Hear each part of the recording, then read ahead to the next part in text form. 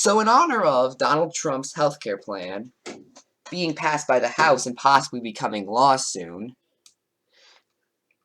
I think I'm going to commentate on this video, which I've had on the back burner for commentary material for quite a while now. It's by this guy named Esoteric Entity and is a co-op with a guy named Hoodie Demon. They are both anarcho-capitalists, and made this video trying to debunk secular talk on healthcare. Let's watch. Paul Ryan was asked a pretty straightforward question about healthcare, and his answer was honest. Completely wrong, but it was honest. As you're about to see, what Paul Ryan's going to say is that healthcare shouldn't be a right because it gives government too much power. I don't understand how that's wrong because that's a fact, that's common knowledge. The more state-funded things that exist, the more power the government has. Just the way it is. Also, way to poison the well by presenting the conclusion of what you're arguing against before it's even presented. You know, honest journalism, totally not leading your viewers to a conclusion before they've even heard what you're talking about. Just a reminder, the title of this video is Secular Talk Loves Authoritarian Healthcare.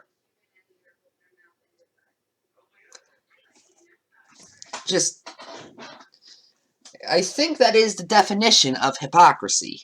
So let's watch and then we'll discuss. Let me ask you something. Let me ask you this philosophically. Is health care a right or a privilege? Not from the government. So if you say that health care is a government-granted right, then we as citizens are giving the government too much power over our lives. If we are saying we want this to be a government-granted right, then we as citizens are saying it is the government who gets to decide where, how, when, and under what circumstances we get health care. That's given the government far too much power over our lives. So at least he said it, you know, hey, should healthcare be considered a right? No. No. See, what's happening next is that this man is going to try to paint Paul Ryan as this giant evil straw man. He's going to give all these arguments from emotion about morality, which I'll go into as it comes. But if he had actually done a little bit of time to Again, you guys are complaining about appeal to emotions and straw men in a video that is literally called Secular Talk Loves Authoritarian Healthcare. Research in Paul Ryan, he would know the government having more power is the only reason why Paul Ryan is against state-funded healthcare. What he does believe is that every American has a right to access to healthcare. And when you're talking about morality, that makes all the difference in the world. On top of that, this is just such an intellectually dishonest way of framing the argument. Do I have to remind you guys what the title of the video is? The honest and non-slanted question that one would ask in presenting this would be, should medical expenses be paid for by everyone? Should hospitals be a public service? And the answer, obviously, to anyone who's thinking about this empirically and rationally, should be a big fat no. You could spice it up with an appeal to emotion all you want, but the reality is that this is a okay, so all rational people think that, you know, healthcare shouldn't be funded by the state. Every other modern nation kind of disagrees with you there, esoteric entity. But we'll get back to that in a little bit. Completely arbitrary line which is defined by no one specifically. Who's to say that transportation shouldn't be a right? What about clothing? This entire The thing is, there is no situation where transportation or clothing would particularly be necessary for you to continue living. There are many situations where healthcare will be necessary for you to continue living. Argument is nothing but a giant emotional appeal. When you actually think logically about it, you see the negative and positive aspects of public programs compared to private ones provided by the free market, like competition creating an obligation for these private companies to provide the best service and making everything cheaper. It's no contest. The free market approach is the best one by far. Or, you know, the businesses make things cheaper and then can't afford to make a profit off of it, So what they do is they make it worse, but poor people buy it anyway because it's the only thing they can afford. I'm just... Not from the government, no. Okay, just to let you know, like, if you happen to agree with Paul Ryan on that point, every other modern nation, and the overwhelming majority of people within those modern nations, laugh at you. Like, they think you're a joke of a human. They think you're a ridiculous person, a silly person. If your friends thought it was a good idea to jump off a bridge and they made fun of you for not doing it, would you do it? Well, let's see. There are currently 30 countries that live longer than the United States on average. All 30 of them have at the very least a public option, meaning you can get healthcare from the government. If jumping off the bridge means you live longer, I don't see why not. That's basically the logic being presented here. We're only a minute and 13 seconds into this video and already you're giving me an appeal to popularity fallacy? Jesus Christ, dude. Make a goddamn argument. Because think about it. But remember, guys, appeal to popularity fallacies are fine when you say rational people think the free market approach is far better. Yeah, you notice that? Hoodie Demon's words contradict what esoteric entity was saying. When you're crafting a society and you're putting it together and you're trying to be civilized people, so we're going to have a government, right? That's just what happens in modern societies. You don't have everybody super fragmented and no social contract. So of course you're going to have a government. The question is, how big is government and what are the functions that it does? Well, when you talk to people in other modern nations, the first thing on the list is, well, obviously healthcare. Like, duh. Yeah, and it clearly had absolutely no long-term side effects. I mean, it's not like the EU is about to collapse under its own weight or anything. I am not familiar enough with the EU to know whether or not its collapse is due to their universal healthcare policies. Oh, wait. Countries don't need government for a society to survive. Government is only a form of keeping social order. This same exact argument for centralized government that statists use today is the argument that slave masters used to argue for slavery and what the Vatican used when they had central control over Europe's politics. Wait, didn't you just say Secular Talk constantly used appeal to emotion fallacies earlier in the video? And now you're saying you think that everyone should be assured and the people who are too poor to get health insurance should get it via the government?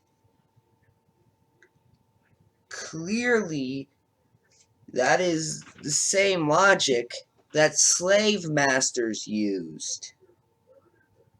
By the way, appeal to emotions are bad.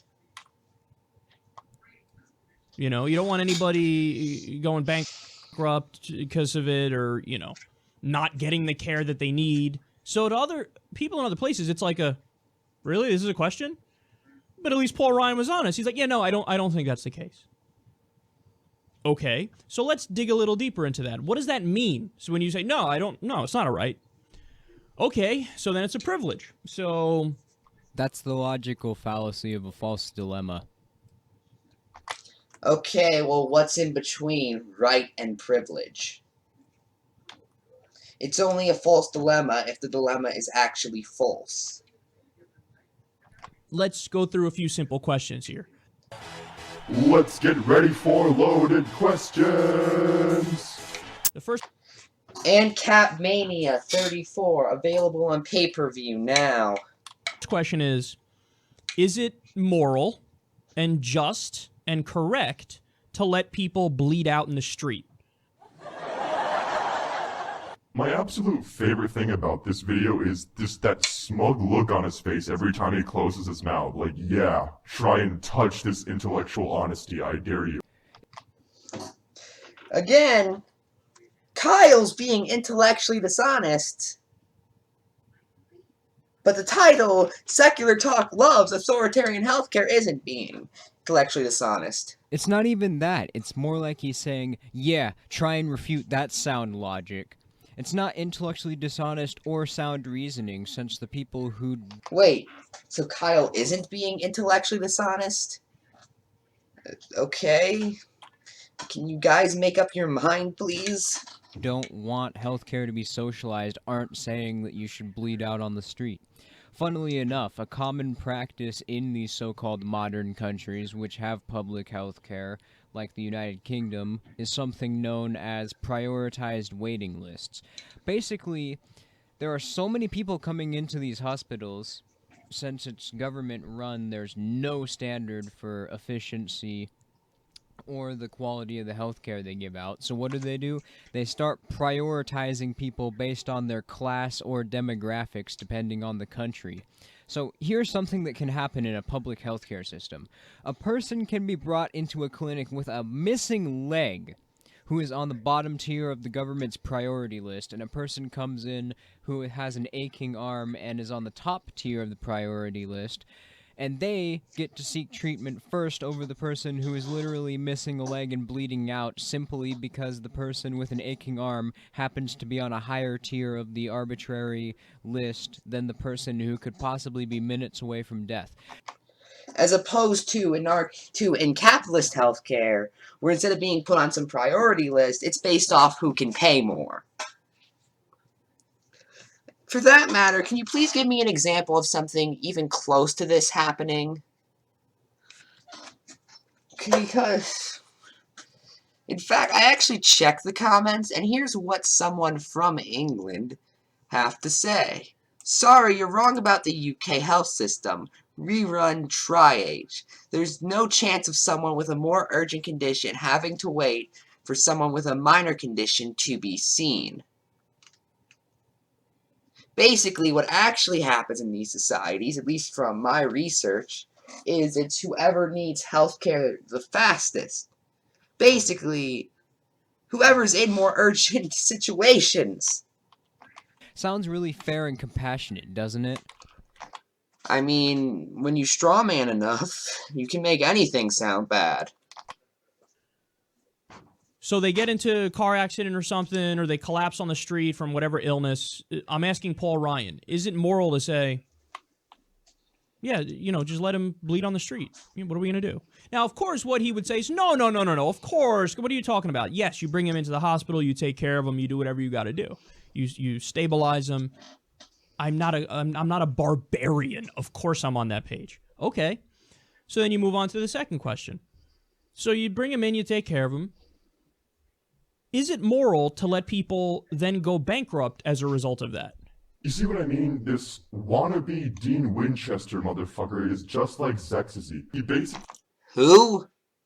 engages in the most ridiculous form of sophistry possible, and then he acts like he won by default when people call him out on being the moron that he is. Was there no communication between either of you in this co-op? Because that entire argument could apply to esoteric entities argument about, well, one guy might be missing an arm, the other guy might have an aching arm. The guy with the aching arm goes first because something priority cases. Now that's where Paul Ryan would have to say, yes. Yes. Actually, in a truly free market, competition brings down the price of the service to the absolute lowest that the company can charge without creating an underbalance. So you'd have more money since companies would pay you more and taxes wouldn't exist. That is until Ancaps remove the minimum wage. Yeah, you notice they never mention that when they bring up, oh, you'll have so much more money because there won't be any taxes. Okay, so what will the minimum wage be? There won't be any. Though Paul Ryan isn't an anarchist, so it's likely he wouldn't mention the last part because he loves taxes just as much as you progressives do. He loves the act of legalized theft. Okay. if somebody gets in a car accident, and I mean, we're going to be kind and stabilize you and bring you to the hospital because we're not barbarians. But after that, yeah, I'm fine with you going bankrupt. I'm fine with you, losing everything as a result of an accident. Let me explain something to you. In that situation, there is absolutely no force. Doctors have a duty to save lives, so that's what they did. And I'm not sure if you're aware of That is, unless you can't afford the doctors. this, but here in the US, we did away with debtors' prisons over 2 centuries ago. Which means No, now we just throw people who don't pay back loans into prisons with everyone else. theoretically, if you were willing to let your credit go to shit, you do not technically have to pay back that loan.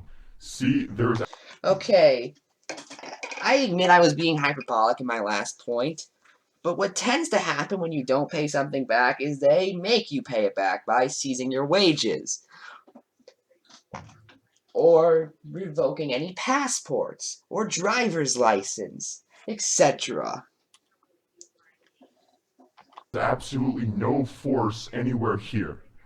But when you call in the government, aka the guys with the big guns, to fund state healthcare and force doctors to abide by state rules and regulations and the way they can and can't treat patients, how they can and cannot address certain problems the patients may have, and the trainings they must undergo, you are initiating force. If you initiate force, you are in the moral wrong. Behold the perfect example of black and white morality. Period. So, secular talk, the answer to your loaded fucking question is yes. It is moral to let them figure their own debt out. Now, if that also makes you uncomfortable, well, then just say, then, yeah, I don't agree with that. He shouldn't have to go bankrupt either. In which case, what you're saying is healthcare's a right. This isn't a black and white issue, so Similar to initiating force. Oh, wait a minute! this again is the fallacy of a false dilemma. Oh. Should I even say anything? Like, literally, half of these points contradict each other just by the other person being in the video. That the person should be, if they get hurt, yes, take them to the hospital, and then, yes, take care of them, and don't worry about the money, we'll take care of that. So then healthcare's a right. So do you believe it's a right or do you not believe it's a right? Yeah, like, dig deeper into what you really believe here. And by the way, it's always, if you think about it in the context of some other person, some other family, people have a weird thing where they, conservatives at least, where they find a way of rationalizing it to, like, make it a moral failing on their part. It's called a comparison. See, sometimes people use these in order to explain their positions better so that other people understand their ideas. But if it ever happens to you, Yeah, this interjection proves you weren't paying attention because the full secular talk point. This and the next clip they play go together. It's not a you can divide in half type thing. or your loved one or your family, and you're, oh my God, my wife got in a car accident, she was in between jobs, she didn't have health insurance, mine didn't cover her, okay, they took care of her, but now we're gonna go bankrupt from these bills. Then you would go, oh fuck, the liberals were right all along. No. You see, secular talk was pointing out a contradiction in far-right logic, and how people tend to realize the universal healthcare side is right when it affects them. You can't just stop it midway through and be like, oh, it's a comparison, man. No, you're just, at that point, not paying attention. I would go, oh fuck, I live in a free market capitalist society. Why the hell did I put myself in this position to where I didn't have any money saved up to cover a debt like this? Because your employer is not paying you enough to have anything saved up, because he's paying you less than a living wage. Maybe instead of our tax dollars, $7 trillion worth going to fight an unnecessary war in Iraq, maybe we should have taken that money and used it for healthcare. Maybe instead of the trillions more in Afghanistan, we should have used it for healthcare. Maybe instead of 54% of discretionary spending going to the military-industrial complex, we should have spent it on healthcare. Yeah, instead of being socialists with our military, let's be socialists with our healthcare. Fucking brilliant. I think pretty much anyone would argue that socialized healthcare is better than overspending a military, but okay. Maybe instead of the over $15 trillion bailout of Wall Street, we should have taken that money and spent it on healthcare. I've got a better and much more effective idea. How about we take that same amount of money, which I agree the government wasted, and we give it back to the people that the government stole it from so that they can actually afford their own healthcare plan? Okay. I gave this challenge to libertarians and anarcho-capitalists before. I'm going to give it to you again, Hoodie Demon. Name one good taxless nation. Name one nation that prospered better because it did not have taxation. So, Paul Ryan, at least he's honest, but his answer is just hilariously stupid and immoral. Says the guy who wants to steal our money for a program which would create prioritized waiting lists, basically the government saying, yeah, these people are more important than others. Some people are more entitled to health care than other people. The other people, they're lower on the list, they can die. Fuck them. But remember, guys, appeal to emotions are bad. Yeah, very moral of you. And furthermore, it also just makes no sense from a practical perspective, because he's expressing outrage at the idea of, like, no, that's giving the government too much power. If you say that, healthcare's a right, people should get it. But he doesn't make the next logical deduction, which is, okay, well then who are you giving all the power to? You know who he's giving all the power to, right? The private, for-profit insurance companies. And by the way, they have an incentive to not want to pay out for your health care. What? That is the stupidest fucking thing I have ever heard. What I say every time I try and watch one of these two guys' videos. Why would they have an incentive not to pay for your health care? They're a health insurance company. That's what they are for. They can't make a profit if they don't pay out for your health care. So they can keep all the money they made while you were paying them? Just saying. Think about that. Because they make more money, the more they keep the money, pad the bottom line, pay their shareholders. They got to keep their CEO happy, pay for the yacht and the fucking vacation time and the bonus package and all that stuff. So when push comes to shove, only 80% of the money that goes to private health insurance companies goes to actual health care. Only 80%. If you really think that's how a business works, you need to go back to Economics 101, dude. Do you have any idea how they make money? If you just sit on all the money you bring in for profit, and you don't use it to expand, or you don't use it to invest, or you don't put it back into the economy, your company goes bankrupt. I don't think you... Which is why so many healthcare companies have gone bankrupt from not traveling across state lines. Wait a minute. In fact, in the states where you are allowed to, expand via across states, no one actually does it. Meaning Hoodie Demon is completely full of crap here. You understand how much it costs to run a business. There is no such thing as just managing a business and keeping it afloat. Your business, this is the general rule of business, by the way. If your business is static, meaning it's not doing great, it's not doing horrible, it's doing average, you as the CEO are to treat that as if your business is hemorrhaging money. That's how a business makes a profit. So no. Okay, well tell me, what percentage of money does a business use that isn't profit? I genuinely want to know, because you aren't giving an answer. You just sort of scold him for saying 80% sounds kind of ridiculous. They don't just sit on all that money and pad the bottom line, because if they did, they would have gone bankrupt ages ago. And it's only that high because Obamacare had a rule that made them spend 80% on actual health care. Sometimes it was like 50-50 pre-Obamacare. Yeah, and you know what happened post-Obamacare?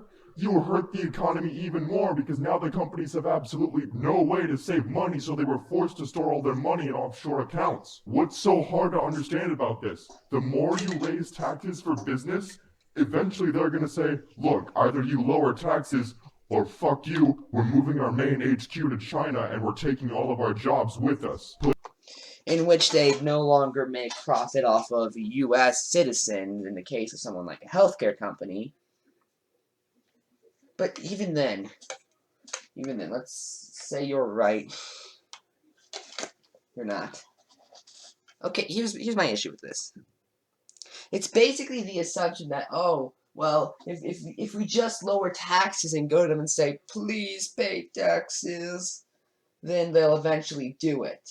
Even though we just said earlier the point of business was to make money. And not only that, but you do realize not paying taxes is a federal offense, right? Okay, just making sure. Putting sometimes hundreds of thousands of Americans out of work. Oh, and by the way, after they're out of work, they'll be able to afford healthcare even less. And of course, now that a bunch of jobs are gone, there's going to be an even more competitive job market. So now, not only are they less able to afford healthcare than before, they're less likely to be able to afford healthcare ever again. Oh, yeah, and Obamacare doubled the cost of healthcare pre-Obamacare, so much for your it's cheaper argument. First off, okay, comparing Obamacare to single payer is really a false equivalency. Because in single payer healthcare, there are no healthcare corporations. Obamacare made it so you had to buy healthcare from a private healthcare corporation. Do you see the difference? How much of Medicare, for example, goes to actual health care? 94%. 80% for private for-profit health insurance companies, 94% for Medicare. Citation, please. Like esoteric entities' great citation when talking about priority cases. Wait a minute. In other words, more money that goes into Medicare goes to actual care. So that means the government is just factually, empirically, objectively better at paying for your health care than private health insurance companies. Okay, you do know that the government has no money, right? Okay, what the heck is going on with speed? They only have what they collect in taxes.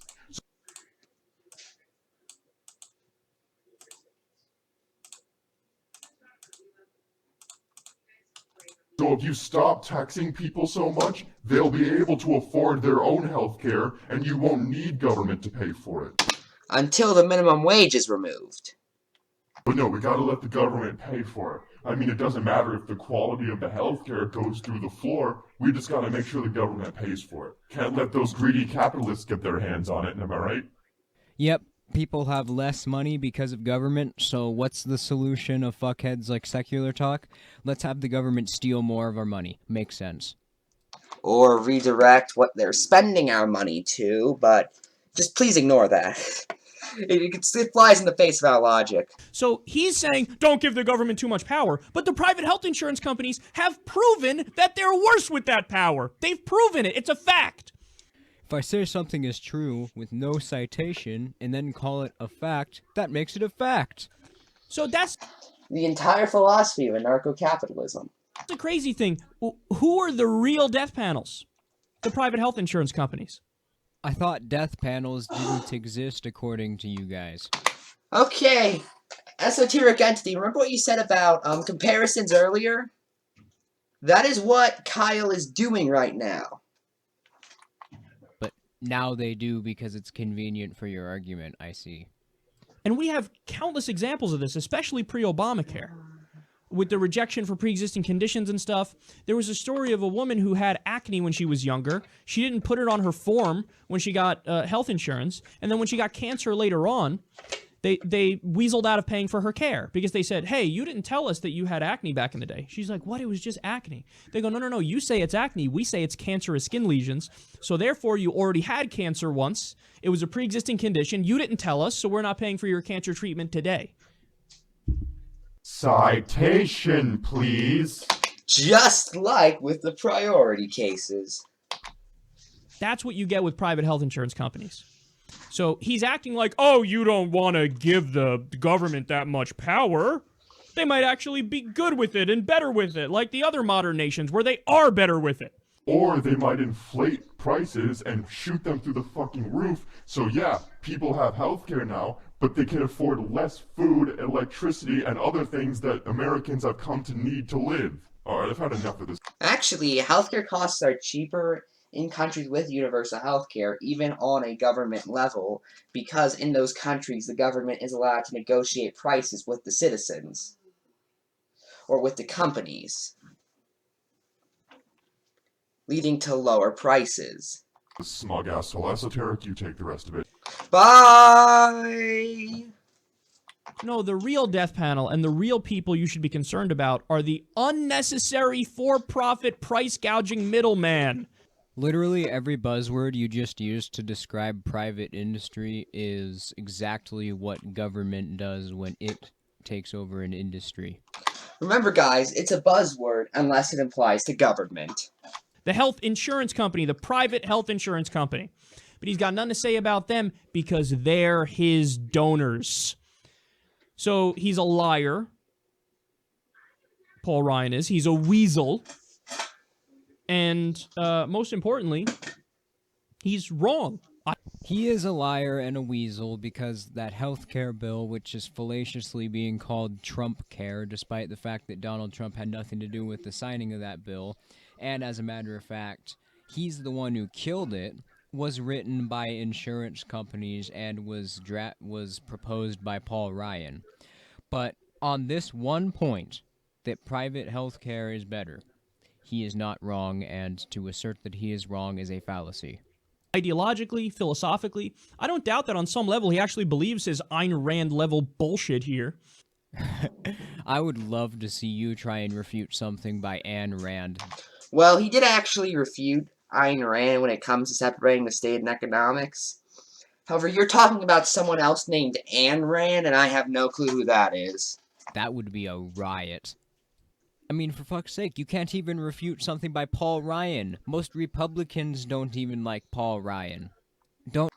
In the wise words of Hoodie Demon, citation, please.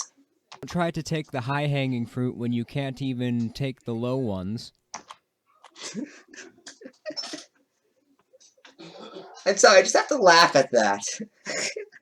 Ayn Rand is high-hanging fruit for these people.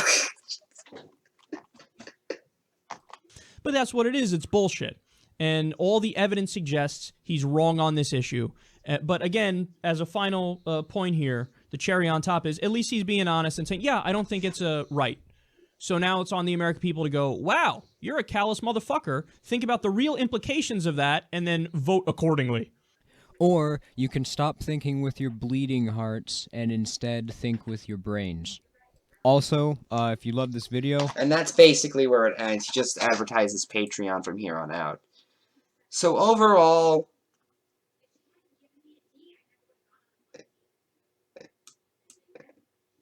Okay. Oh, I thought I started recording it for a second. So overall, at this point, is it reasonable to say that no anarcho-capitalist can argue particularly well? I think it is.